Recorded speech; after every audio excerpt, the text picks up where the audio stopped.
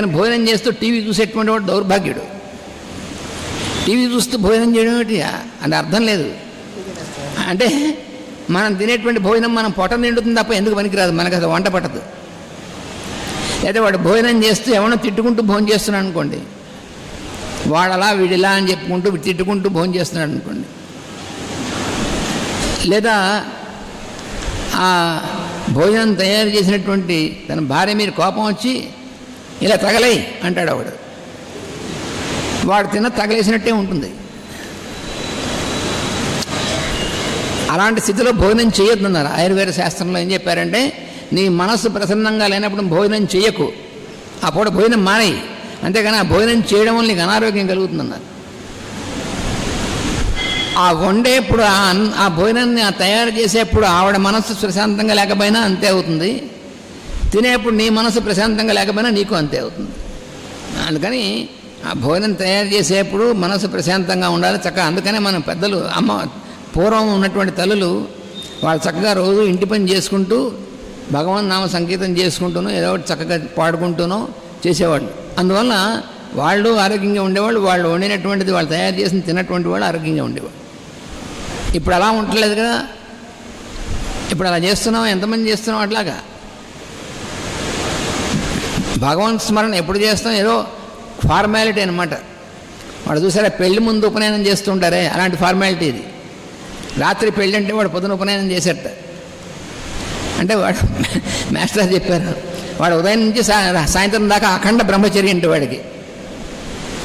ఉదయం ఉపనయనం చేశారు, సాయంత్రం పెళ్ళి, రాత్రి ఇంకోటికి చేస్తే వాడికి అఖండ బ్రహ్మచర్య అంటే ఆ రోజు వాడికి మాస్టర్ చెప్పారు. అలా ఫార్మాలిటీ కోసం చేస్తే ఉపయోగం లేదు.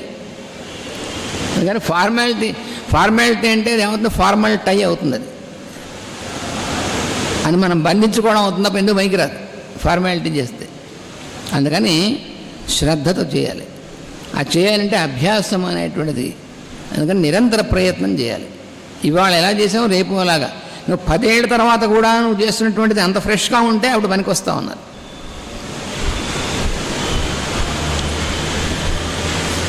అయితే మనకి ఇన్ని సంవత్సరాల నుంచి మనం సాధన చేస్తున్నాం, ఈ ఒక్కరోజు చేయకపోతే ఏంలే అని అనిపిస్తూ ఉంటుంది. అప్పుడప్పుడు భ్రమ గొలుపుతూ ఉంటుంది. అసలు ప్రారంభంలోనే ముందు మన ప్రశ్న వస్తుంది. నేను సీతారాం గారు చెప్పినట్లుగా, నువ్వు రోజు బలానా ప్రేయర్ చేసుకుంటే బలానా మంత్రం చేసుకునేదని చెప్పానుకోండి, ఎన్నాళ్ళు చేయాలని అడుగుతాడు వెంటనే ప్రశ్న. అంటే ఎప్పుడు మానేయాలని అర్థం ఉంటుంది. ఎన్నాళ్ళు చేయాలి అనే ప్రశ్నకు అర్థం ఏంటంటే ఎప్పుడు మానేయచ్చు అని అర్థం అనమాట మనకి.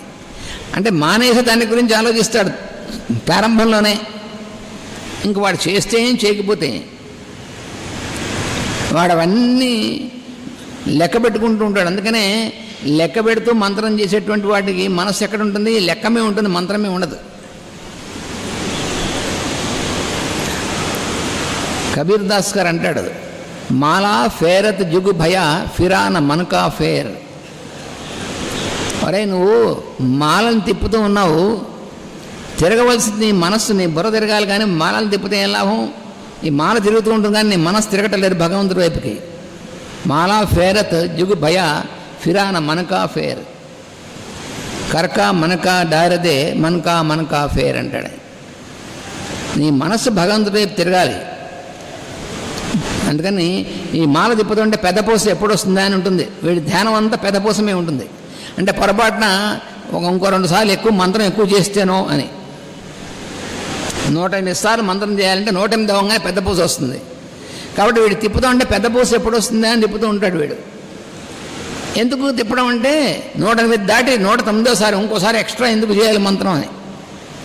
ఇంక వాడి మంత్రసిద్ధి ఉండి నమ్మహం. అందుకనే మాస్టర్ ఏం చెప్పారంటే, నువ్వు లెక్క పెడుతూ చేయకు. నేను గాయత్రి మంత్రం చేస్తున్నావు, ఎన్నిసార్లు చేస్తున్నావు? ఆ ఎన్నిసార్లు దరిద్రం ఎందుకు, నీకు చేత ఎన్నిసార్లు చేయి అన్నారు. నీ మనస్సు మంత్రం మీద లీనవాలి అందులో అంటే నువ్వు లెక్క పెట్టడం మానేయి. మరి లెక్కలు కూడా అది ఏదో ప్రత్యేకమైన సాధన ఏదో చేయొచ్చు, ఎన్నిసార్లు చేసావు అనేటువంటి అది వేరే. కానీ నిత్యం మాత్రం లెక్క పెడుతూ చేయడం అనేటువంటిది పొరపాటు చేయకన్నారు. నువ్వు చేసేటువంటిది చక్కగా ఆనందంతో చెయ్యి. అందుకని ప్రేయర్ కానీ మంత్ర సాధన కానీ ఇవన్నీ ఏదైనా సరే మనం నిత్యం కూడా ఉత్సాహంతో చేయాలి. మనం ప్రారంభంలో ఉన్నటువంటి ఉత్సాహం తర్వాత ఉండదు. మనం మంచి ప్రారంభంలో మాత్రం చాలా హడావిడిగా చేస్తాం. పైగా ఇంకోటి ఏమిటి, మనం ప్రారంభం చేస్తున్నాం అని చెప్పి అందరికీ తెలియాలి. అదొకటి మనకి రికగ్నిషన్ అనేటువంటిది ఒకటి, ఇది పోవాలి మనకి. అంటే మనం మంత్రం ఉపాసన చేస్తున్నాం అని కానీ, మనం ప్రేయర్ చేస్తున్నాం, లేకపోతే మనం ఈ సాధన చేస్తున్నాం అనేటువంటిది అవతల వాళ్ళకి తెలియాలి అనేటువంటి దురద ఉందే, అది ఉండకూడదు. అది పెద్ద రోగం. అది నేను ఏమనుకున్నావు, ఏం సాధన చేస్తున్నాను, నువ్వు ఏమనుకున్నావు, ఏమి అనుకోవట్లేదు, వాళ్ళు వీడే అనుకుంటున్నాడు. వీడు అవతల వాడిని గుడ్లూరి అంటాడు, నేనంటే ఏమనుకున్నావు అని. వాడు ఏమనుకోలే పాపం. మన ఎవరిలో వాడిని దబాయిస్తూ ఉంటాం, ఏమనుకున్నావు, నాకు శాస్త్రజ్ఞానం అంటే ఏమనుకున్నావు, ఏమీ అనుకోలే పాపం. అన్నీ వీడే అనుకుంటూ ఉంటాడు, అవతల వాళ్ళని దబాయిస్తుంటాడు ఏమనుకున్నామని. అందుకని అవతల వాళ్ళు ఏమనుకోక్కర్లేదు. నువ్వు బాగుపడడానికి అసలు మనకు గుర్తుండాల్సింది ఏమంటే, ప్రేయర్ ఎందుకు చేస్తున్నావు, లేకపోతే సేవ ఎందుకు చేస్తున్నావు అంటే మనం బాగుండడం కోసం, మనం బాగుపడటం కోసం తప్ప అవతల వాడిని ఉద్ధరించడం కోసం కానీ కాదు అని గుర్తుపెట్టుకోవాలి. అందుకని మాస్టర్ గారు ప్రేయర్ చేస్తున్నా, నేను ఇన్ని సంవత్సరాల నుంచి ప్రేయర్ చేస్తున్నాను. దెన్ వాట్, అయితే ఏమిటా అంటే ఎన్ని సంవత్సరాల నుంచి ప్రేయర్ చేస్తున్నా అనేటువంటి విషయం నీకు గుర్తుంది కాబట్టి, ఇది గుర్తుంది కాబట్టి ఆ ప్రేయర్ వ్యర్థం. మనం చేస్తున్నటువంటి మంచి పని మనం గుర్తుందంటే అర్థం ఆ పని మంచిదైనప్పటికీ గుర్తుండడం వల్ల ఏమవుతుంది, మనం దానికి అంటుకుని ఉంటే సంఘం అంటే అదే అర్థం. చాలా క్లియర్గా చెప్పాడు భగవద్గీతలో, మాటిమాటికి చెప్పాడు స్వామి. 5వ అధ్యాయంలో మళ్ళీ చెప్పాడు. అంటే యోగి సన్యాసి ఈ ఇద్దరు వేరువేరా. యోగి ఎవడు, సన్యాసి ఎవడు అంటే పని చేస్తూ ఉండేటువంటి వాడు యోగి, వదిలేసిన వాడు సన్యాసి అనుకున్నాడు పాపం. అంటే అర్జునుడు అనుకున్నాడు లేదుగా మనం అనుకుంటాం. ఆయన చెప్పాడు ఇలాంటి వేషాలు వేస్తారని చెప్పాడు. ఏమిటంటే నువ్వు కర్తవ్య ఆచరణం చేస్తూ ఉండడం వల్ల యోగిగా ఉంటావు, ఆ చేస్తున్నటువంటి పని యొక్క రిజల్ట్ ఉందే, ఆ పని చేస్తే వచ్చే ప్రయోజనం, దాన్ని వదిలేయడం వల్ల సన్యాసిగా ఉంటావు. అంతేగాని పని చేయకూడదే కాదు సన్యాసి అంటే. మనం ఏమనుకుంటామంటే సన్యాసం అంటే చేయాల్సిన పని ఎక్కడడం అనుకుంటాం. కాదు, చేస్తున్నటువంటి పని యొక్క ప్రయోజనాన్ని వదిలేయాలి. అది ఇక్కడ చెప్పినటువంటిది. అప్పుడు మనం యోగి సన్యాసి రెండు ఒకటే అవుతారు తప్ప యోగి వేరు సన్యాసి వేరు కాదు. ఇది మనం రోజు చేసేటువంటి ప్రేయర్ కానీ ఏదైనా సరే దేనికైనా సరే ఇది అప్లై చేసుకోవాలి. ఒకటి అభ్యాసము, రెండోది వైరాగ్యము అనేటువంటిది. వైరాగ్యం అంటే ఏమిటి? వైరాగ్యం అంటే చేయాల్సిన పనులు ఎగ్గొట్టి పారిపోవడం కాదు. వైరాగ్యం అంటే చేయవలసినటువంటి పనిని చేయవలసిన విధంగా చేస్తూ ఉండడం. నువ్వు చేస్తున్నటువంటి పనిని గురించినటువంటి అభిప్రాయం కానీ దాంతో ఉన్నటువంటి అంటే ఈ పని చేస్తే నాకేమొస్తుంది అనేటువంటిది దాన్ని వదిలేయాలి. అప్పుడు వైరాగ్యం అవుతుంది. నాన్ అటాచ్మెంట్ అంటే అది అర్థం. పని ఎగ్గొట్టడం వైరాగ్యం కానే కాదు. అని జాగ్రత్తగా తెలుసుకోవాలి. సరిగ్గా భగవద్గీతలో ఆయన ఏం చెప్పాడో పతంజలి మహర్షి కూడా మళ్ళీ అదే చెప్పాడు. నీ మనస్సు యొక్క ఈ మనస్సు చేసేటువంటి పని ఏదైతే ఉందో, ఈ మనస్సు చేసేటువంటి ప్రక్రియ ఏదైతే ఉందో వృత్తి అంటారు దాన్ని మనం నిరోధం జరగాలి. కానీ మనస్సు పని చేయకుండా ఉండడం కాదు, మనస్సు మనం చేసేటువంటి పని ఆగిపోవడం కాదు. అందువల్ల ఏమన్నాడంటే అభ్యాస వైరాగ్యాభ్యాం వా తన్నిరోధ అన్నాడు. సస్పెన్షన్ దేంది? మనస్సు కాదు, యాక్టివిటీ ఆఫ్ మైండ్ సస్పెన్షన్ అనేది. ఈ రెండుకి తేడా మనం తెలియకపోతే పొరపాటు ఏం పడతామంటే మనం మనస్సు ఆగిపోవడం ఆగదు. అది మనస్సు ఆగదు. మనం చేసేటువంటి పనులు ఆపేస్తాం. మనం ఏం చేస్తాం? మనస్సు ఆగదు కానీ చేయవలసిన పనులు ఆపేస్తాం. మనం ఏం చేయాలి? చేయవలసిన పనులు చేస్తూ ఉండాలి. ఈ మనస్సు యొక్క యాక్టివిటీ సస్పెండ్ అవ్వాలి. యోగ చిత్తవృత్తి నిరోధ అన్నాడు. అంటే చిత్త నిరోధం అనుకుంటారు చాలామంది. అంటే మనస్సుని పనిచేయకుండా బంధించడం అది జీవితాంతం నువ్వు సాధన చేసినా సాధ్యం కాదు. అది అంటే మనస్సును పనిచేయకుండా చేయడం కాదు, మనస్సు యొక్క వృత్తి అంటే అది దాని యొక్క ప్రవర్తన అది ఆగిపోవాలి. అది కూడా నువ్వు ఆపేస్తే ఆగదు. ఏ రకంగా నువ్వు పని చేస్తూ ఉంటే అది దానంతటది లీనమవుతుందో ఆ పని చేయడమే తప్ప మనస్సు యొక్క పనిచేసేటువంటి దాన్ని ఆపేద్దామని సాధన చేయడానికి అసాధ్యమైన పని అది. అందుకని చిత్తవృత్తి నిరోధం జరుగుతుంది. నిరోధం చేసుకోవడం కాదు. మాస్టర్ గారి దగ్గర మనకు దాని క్లారిఫికేషన్ ఇచ్చారు. పతంజలి చెప్పినటువంటి దాని క్లారిఫికేషను మనకు అర్థమయ్యేట్టుగా చెప్పారు మాస్టర్ గారు. చిత్తవృత్తి నిరోధం అది జరగాలి, అంతేగాని నువ్వు చేసుకోవడం ఏమి ఉండదు అక్కడ. నువ్వు చేసుకోవడం చిత్తవృత్తి నిరోధం నువ్వు చేసుకోగలిగితే ఇంక ఈ గొడవ ఏముంది, నీ వల్ల కాదు అది. చిత్తవృత్తి మనస్సు ఆ రకంగా పనిచేయడం ఆగిపోవడం ఎప్పుడు జరుగుతుందంటే నువ్వు భౌతికమైనటువంటి శరీరంతో ఒక మంచి పని అనేటువంటి నిరంతరం చేస్తూ ఆ చేస్తున్నటువంటి జరుగుతున్నటువంటి నీ మనస్సుతో దాన్ని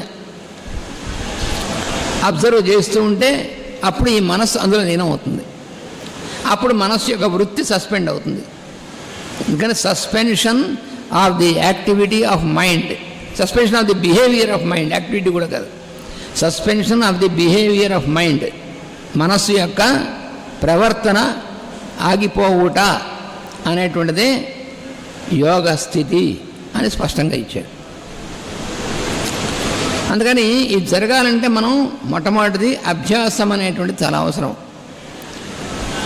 అందుకని నిత్యం కూడా అదే ఉత్సాహంతో, అందుకనే నిజమైనటువంటి యోగి ఎవరు అంటే జీవితాంతం నిరంతరం కూడా తాను చేసేటువంటి ఆచరణ నందు అదే ఉత్సాహంతో పనిచేసేటువంటి వాడే యోగి. అది మనకు జరగవలసినటువంటిది. అందుకని దానికోసం అలా ఉండాలంటే ఎట్లా ఉంటుంది, నిత్యం ఉత్సాహంగా ఎలా ఉంటామండి మనం, అక్కడ ఉంది మనకి ఇబ్బంది అంతా కూడా. రోజు ఉత్సాహంగా ఎట్లా ఉంటాం, కొన్నాడు ఉత్సాహంగా ఉంటాం బాగానే, ఒక్కోసారి మనసుకు ఏదో ఇబ్బంది వస్తుంది. ఉత్సాహం ఎలా ఉంటుంది, ఎందుకని ఇబ్బంది వస్తుంది అని ప్రశ్న వేసుకుంటే మన మనసులో కొన్ని మనకు కావాల్సినవి కొన్ని అక్కర్లేనివైనటువంటి కొన్ని ఆ రకమైనటువంటి లిస్ట్ ఉంటుంది మన మనసులో. మనం అనుకున్నటువంటివి ఇలా ఉండాలి, ఈ మనం అనుకున్నటువంటివి అన్నీ చూసారా, ఈ అనుకున్నటువంటివి అనుకున్నట్లుగా జరగకపోతే అప్పుడు ఉత్సాహం కాస్త పోతుంది. అది కారణం. మరి దీనికి ఎలాగా సొల్యూషన్ ఏమిటి అంటే అక్కడ ఏమన్నారంటే అసలు నేను అనుకోమని ఎవడు చెప్పాడన్నారు. అక్కడ ఉంది. ఇది ఎలా జరగాలో నువ్వెవడివి డిసైడ్ చేయడానికి? నీ శరీరంలో పనిచేసేటువంటివన్నీ నిన్ను అడిగి చేస్తున్నాయా? మన గుండె కొట్టుకుంటుంది. ఒక్కోసారి మన డిస్పెన్సరీలో వాళ్ళు వచ్చి అంటారు, బాబాయ్ నా గుండె కొట్టుకుంటుందండి అని. అంటే గుండె కొట్టుకోకపోతే అసలు ఉండం మనం. అంటే వాళ్ళ అర్థం ఏంటంటే ఆ గుండె వేగంగా కొట్టుకుంటుందో ఏదో అనిపిస్తుంది అని చెప్పడానికి గుండె కొట్టుకుంటుంది అంటారు. అది తమాషాగా ఉంటుంది. గుండె కొట్టుకోవడం అనేటువంటిది ఉంది, గుండె పనిచేస్తుంది, పంపింగ్ ఆఫ్ ది హార్ట్. అది ఎందుకని పనిచేస్తుంది అట్లాగా, ఎలా పనిచేస్తుంది, దాన్ని ఎవరు స్టార్ట్ చేశారు అంటే మనం తల్లి గర్భంలో మనం ఉన్నప్పుడు, ఆ పిండముగా ఉన్నప్పుడు దాంట్లో గుండె అనేటువంటి తయారవం అయినప్పుడు ఆ స్పందన అనేటువంటిది తల్లి యొక్క ప్రాణస్పందనని బట్టి ఈ స్పందన ప్రారంభమవుతుంది. దాంతో ఫీటల్ హార్ట్ అంటే లోపల ఉన్నటువంటి బిడ్డ యొక్క గుండెకాయ కొట్టుకోవడం ప్రారంభమవుతుంది. ఆ ప్రారంభించింది ఎవరు? మనమా? తల్లి ప్రారంభించింది, ఆవిడకి తెలియదు. దీనికి కారణం ఎవరంటే ఈ సృష్టిలో ఒక చైతన్యపు ప్రవాహం ఉందే, దానివల్ల ప్రారంభమైనటువంటిది కంటిన్యూటీ అనేటువంటి అభ్యాసం వల్ల ఉంటుంది, నిలుస్తూ ఉంటుంది. అందువల్ల ఆ అభ్యాసం వల్ల మన తల్లి గర్భంలో ఉన్నప్పుడు ప్రారంభమైనటువంటి ఆ గుండె పనిచేయడం అనేటువంటిది కంటిన్యూ అవుతుంది. మనం జన్మించిన తర్వాత కూడా కంటిన్యూ అవుతుంది, లేకపోతే ఉండం మనం. అందుకని మన జీవితాంతం వరకు ఈ గుండె అలా పనిచేయడానికి కారణం దానికి ఒక లయాత్మకంగా పనిచేస్తూ ఉంటుంది. సంకోచ వ్యాకోచములు అనేటువంటి పనిచేస్తాయి. ఈ సంకోచ వ్యాకోచములు అనేటువంటివి ఎలా పనిచేస్తున్నాయి, ఎక్కడి నుంచి పనిచేస్తున్నాయి ఇవి? ఈ సంకోచ వ్యాకోచములు అనేటువంటి దాన్ని వీటిని ఏమంటారంటే పల్సేషన్ అంటారు. పల్సేషన్ అంటే స్పందనము. స్పందనం అంటే alternation of expansion and contraction. సంకోచ వ్యాకోచములు అనేటువంటివి ఒకదాని తర్వాత ఒకటి పర్యాయముగా పనిచేయడం అనేటువంటిది ఏదైతే ఉందో దాన్ని ఏమంటారు? లా ఆఫ్ ఆల్టర్నేషన్ అంటారు. ఈ సృష్టిలో ఉన్నటువంటి ధర్మాల్లో ఇది ఒక ధర్మం. స్పందనము లేక పల్సేషన్ అనేటువంటిది సృష్టిలో ఒక ధర్మం. ఈ పల్సేషన్ అనేటువంటిది లా ఆఫ్ ఆల్టర్నేషన్ అనేటువంటి దానివల్ల ఇది పనిచేస్తూ ఉంటుంది. అందువల్లనే సంకోచము అంటే బయట నుంచి లోపలికి ముడుచుకుపోవడం, వ్యాకోచము అంటే లోపల నుంచి బయటికి విచ్చుకోవడం, ఈ రెండు ఒకదాని తర్వాత ఒకటి పనిచేస్తూ ఉంటాయి. ఇలా పనిచేస్తూ ఉండడానికి కారణం ఏమిటి? అభ్యాసము. చూసారా, అభ్యాసం అనేటువంటిది ఎన్నిట్లో పనిచేస్తుందో. అలాగే మనం ఉచ్ఛ్వాస నిశ్వాసములు, ఒకసారి గాలి లోపలికి పీల్చడం, ఇంకోసారి గాలిని బయటికి వదలడం, ఈ రెండు కూడా మన ఊపిరితిత్తులు పనిచేస్తున్నాయి. ఎలా పనిచేస్తున్నాయి? ఊపిరితిత్తులు ఒకసారి బయటికి వ్యాకోచం అనేటువంటి జరుగుతుంది, దానివల్ల లోపల నుంచి ఉన్నటువంటిది బయటికి వెళ్ళిపోవడం జరుగుతుంది. మళ్ళీ బయట నుంచి ప్రాణవాయువుని లోపలికి తీసుకోవడం అనేటువంటిది లోపలికి మూడ్చుకోవడం జరుగుతుంది. ఈ రెండు ఒకదాని తర్వాత ఒకటి పనిచేస్తున్నాయి. అందుకని ప్రాణవాయువుని లోపలికి తీసుకోవడం, లోపల తయారైనటువంటి బొగ్గు పులుసు వాయువు బయటికి వెళ్ళడం, ఇవన్నీ కూడా సంకోచ వ్యాకోచములు అనేటువంటివి.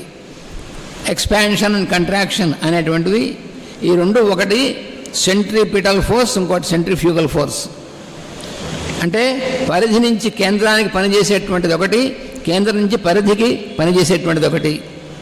ఈ రెండు కూడా ఒకదాని తర్వాత ఒకటి అదే రిథంలో అదే మ్యూజిక్తో పనిచేస్తున్నాయి.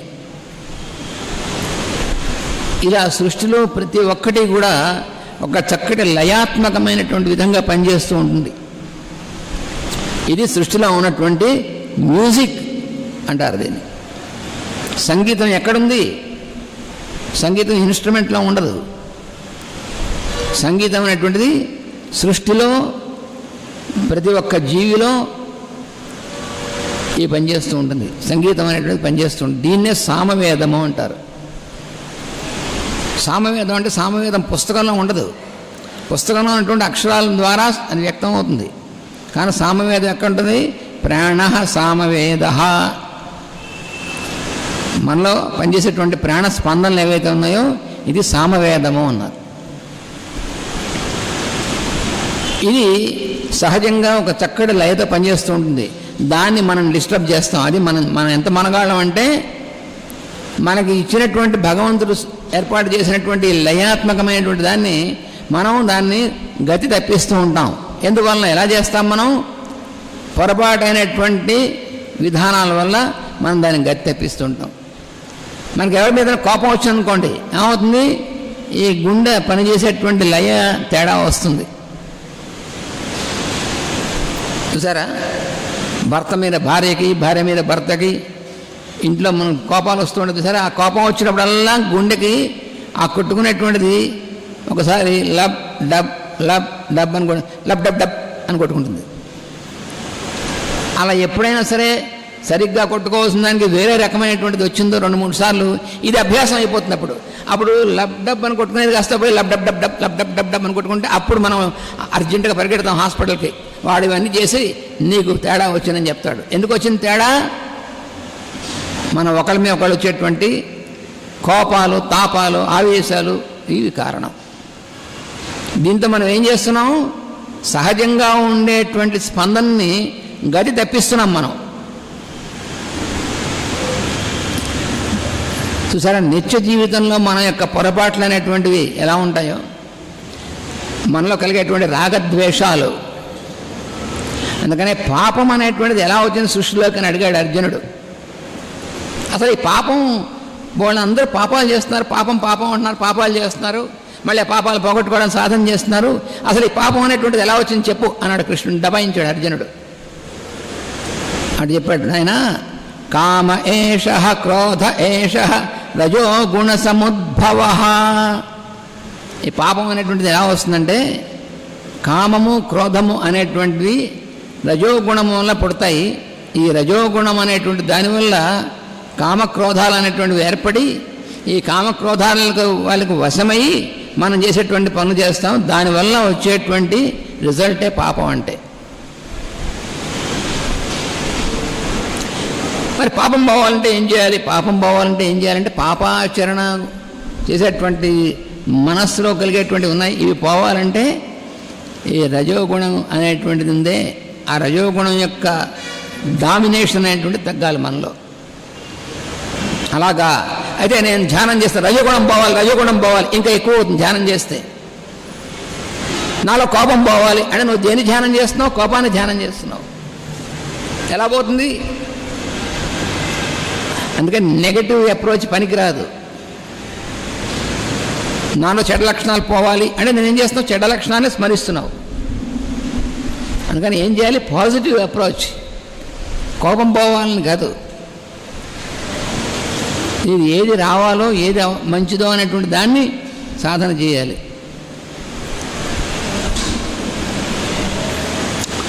నువ్వు నెగిటివ్ అప్రోచ్ చేసావా నీ మనసు దాని మీదే ఉంటుంది. అది ప్రమాదం. ఈ మనస్సు అనేటువంటిది ఒక ఫోర్స్ అనుకున్నాం కదా, ఈ ఫోర్స్తో ఉన్నటువంటిది అంటే నువ్వు ఎటు తిప్పితే అటు ఆ ఫోర్స్ పనిచేస్తుంది. నువ్వు కోపం వైపు తిప్పావు, కోపం పోవాలి, నా కామక్రోధాలు ఎక్కువనే పోవాలి అంటే ఇక ఎక్కువ అవుతాయి. నువ్వు వాటిని స్మరించకూడదు. నువ్వేం చేయాలి? అది కలిగినప్పుడల్లా నువ్వు దాన్ని భగవంతుడి వైపుకి మళ్ళించు, లేకపోతే ఒక సత్కార్యం వైపు మళ్ళించు, అది పోతుంది. దాన్ని రికగ్నైజ్ చేయకు. మనం ఏం చేస్తామంటే ఏదో చాలా సాధన అనుకుని అంటే అటు ఎక్స్ట్రీమో లేకపోతే ఇటు ఎక్స్ట్రీమో, అటు తమో గుణం ఒకవైపు, రజోగుణం ఒకవైపు అయితే పూర్తిగా అటుపక్కన ఉంటాం. అందుకని మనం ఏం చేస్తున్నాం, మనం ఏమిటో మన అవతల వాళ్ళకి మన వల్ల ఏం కలుగుతుంది ఏం పట్టించుకోం. తమో గుణం. లేదంటే రజోగుణం. సాధించాలి దీన్ని. ఏమిటి సాధించేది? అందుకని అదిగా చేయవలసింది సత్కర్మాచరణం అనేటువంటిది చేయాలి. అందుకని మాస్టర్ గారు ఏం చెప్పారంటే సర్వ్ అంటే you forget that you are serving. నేను సేవ చేస్తున్నాను అనేటువంటిది కూడా నీకు మరపు వచ్చేంతగా సేవ చేయమన్నారు. నీకు గుర్తుండకూడదు. నీకు నేను సేవ చేస్తున్నాను గుర్తుంటే అర్థం ఏంటంటే నేను చేస్తున్నాను అనేటువంటి దాని మీద ఉంటుంది. అప్పుడు ఏమవుతుంది? కంపారిజన్ వస్తుంది. వాడెంత సేవ చేస్తున్నాడు, నేనెంత సేవ చేస్తున్నాను, వాడికంటే నేను ఎక్కువ సేవ చేస్తున్నానా లేదా, ఇంకేముంది నా మొహం. అది కాస్త ఎందుకు పనికిరాదు. వాడు 100 మందికి భోజనం పెట్టేట, వాడా నేను చూడు 1000 మందికి పెడతాను, నువ్వు 1000 మందికి భోజనం పెట్టడం మంచిదే, కానీ వాడు 100 మందికి పెట్టాడు కాబట్టి వాడికంటే ఎక్కువ పెడుతున్నాను అనుకున్నావు. చూసావా? వాడి భోజనం పెట్టడం మంచిదే కానీ నీకు రజోగుణంతో పెట్టావు, అందుకని నీకు పనికిరాదు అది.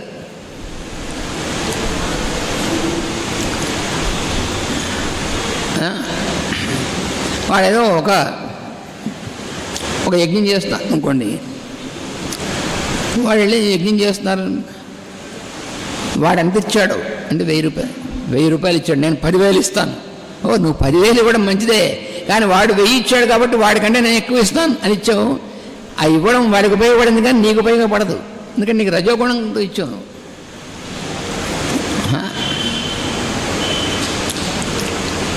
మాస్టర్ ఎన్ని ఉదాహరణలు చెప్పారో. ఇది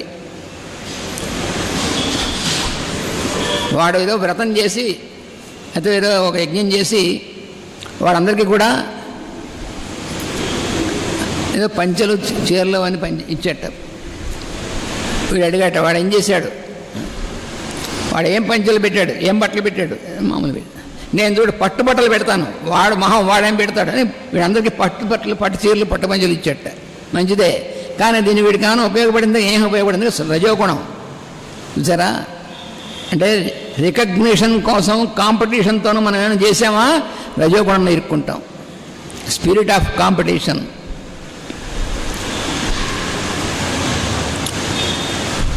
వాడు గురు పూజలు చేస్తున్నట్ట, గురు పూజలు చేస్తున్నాడా?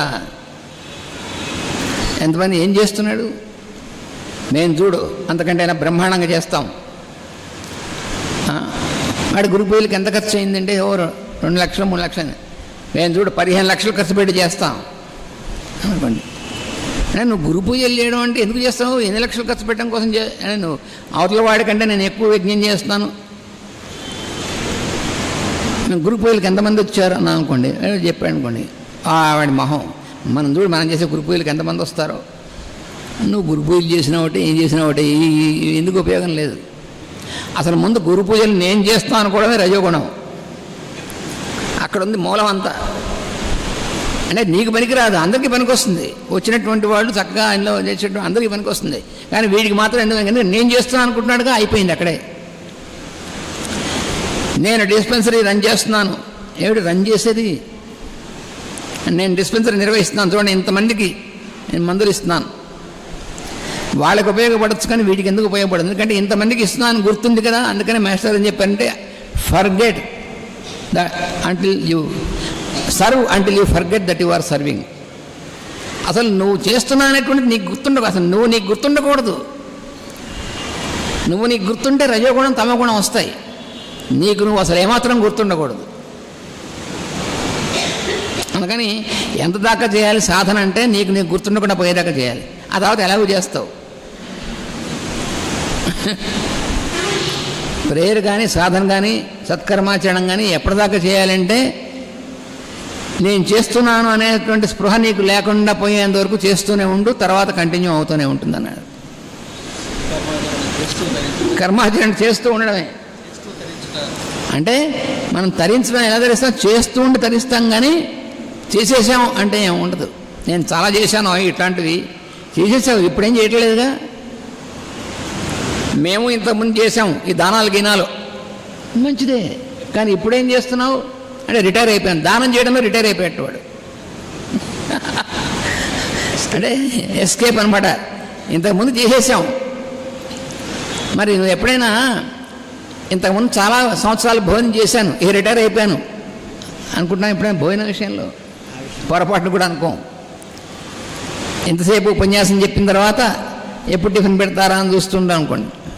ఉంటుంది ఏమన్నా మరి ఆకలేస్తుంది కదా. అందువలన దాంట్లో రిటైర్మెంట్ ఉండదు. కానీ మంచి పనులు ఏదో చేయమంటే నేను ఇదివరకు చాలా చేసామండి అంటే ఇదివరకు చేసావు కానీ ఇప్పుడు చేయటం లేదుగా. లేదా నేను భవిష్యత్తులో చాలా చేస్తాం అనుకుంటున్నావు కానీ ఇప్పుడు చేయటం లేదుగా. మేము చాలా ప్రణాళికలు వేసాం, బ్రహ్మాండమైనటువంటి ప్రాజెక్ట్స్ తయారు చేస్తాం అనుకో, కానీ ఇప్పుడు చేయటం లేదు. చేయడం మొదలెట్టక చూసుకో. అందుకని భవిష్యత్తు అనేటువంటి దానివల్ల ఉపయోగం లేదు. ఐడియల్స్ మాకు చాలా ఆదర్శాలు ఉన్నాయి. ఆదర్శం చాలా ఉన్నాయి. అంటే ఉండవలసిన ఆదర్శాలు కాదు, ఆచరణ. అందుకనే జిడ్డు కృష్ణమూర్తి గారిని మహానుభావుడు చెప్పాడు ఏమని? Ideals are but actions postponed అన్నాడు. Ideals are but action postponed. ఆదర్శములు అంటే అర్థం ఏమిటి? ఇప్పుడు ఆచరించడానికి సిద్ధంగా లేనటువంటిది అని అర్థం. ఇప్పుడు ఆచరిస్తూ ఉన్నప్పుడు ఐడియల్స్ ఎందుకు నీకు? ఆదర్శం అక్కర్లే, ఉండవలసిన ఆచరణ కావాలి. ఇంకా నిరంతరం ఆచరణ ఉండాలి.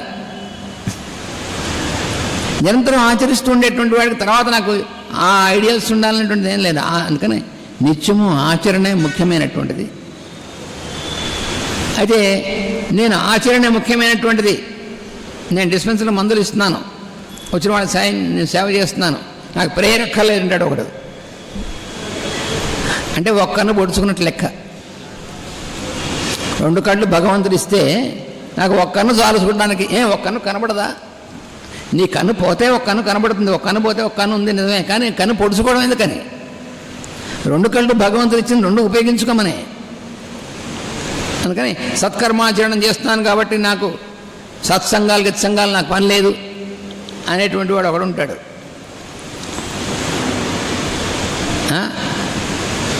ఇంకోటేమో నేను సత్సంగాలు చేస్తున్నాను, మంత్రజపం చేస్తాను, ఇంతమంది చేత చేయిస్తున్నాను కాబట్టి ఇవేం అక్కర్లేదు. ఈ 2 పొరపాటు. ఈ 2 ఒకదానికోటి పరిపూరకములు అని గుర్తుపెట్టుకోవాలి. కాంప్లిమెంటరీస్ తప్ప